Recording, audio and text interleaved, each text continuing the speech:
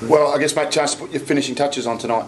Yeah, it is. It's we've had a good 3 weeks. Good to play in the proper rules and the proper conditions, and Melbourne have brought over a very strong team. So we'd like to continue our competitive nature we've had over the last 3 weeks and finish it off, and then we a couple of weeks to prepare ourselves for round one. Is there something specific you want to get out of tonight?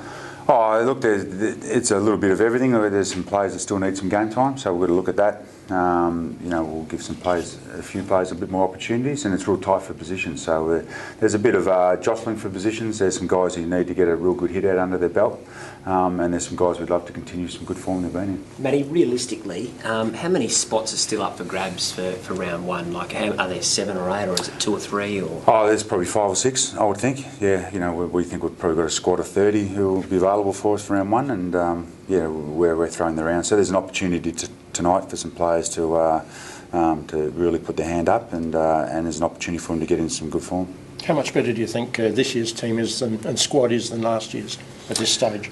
Well, as I said, they're prepared a lot better for the season, for the marathon season that an AFL season is. So they're prepared in that reasoning. But how they're going to go during the year, well, time will only tell. But physically, they're prepared to be able to handle the rigours of playing week in, week out. And you're expecting a really tough contested game, typical Ross Lyon. Mark Neal, played under Nathan Buckley. You're expecting a really tight, tough game in there? Well, their stats have certainly shown that over the last 3 weeks. They're number one for contested.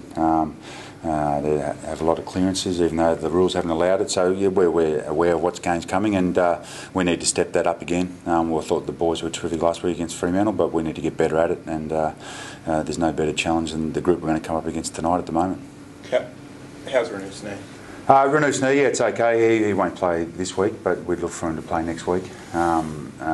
Carlisle's out this week too, and so's Roden. They didn't quite come up for the game, but we'd all expect that they'll play some kind of game next week in the SANFL. Redden's been really good over the pre-season, obviously, coming up against Clark and Jamar tonight. So one final massive test for him. Yeah, it is. He's been terrific for us the last 3 weeks, and we've found somebody. Jamar's in pretty good form, and he'll be using that as a good hit out for him. So it's another big test for Jared, and along with Daniel Stewart, those two have been pretty good by handling the ruck duties for us so far. So we're looking forward to those two putting their hands up to say they want to play round one. If he gets through tonight, Redden, is he good enough, and has he done enough to say he's okay for round one? He's done enough. He's played enough. He's had a good enough pre-season, and his form would say he's good enough. So, it'll give us a good selection dilemma to discuss over the next fortnight.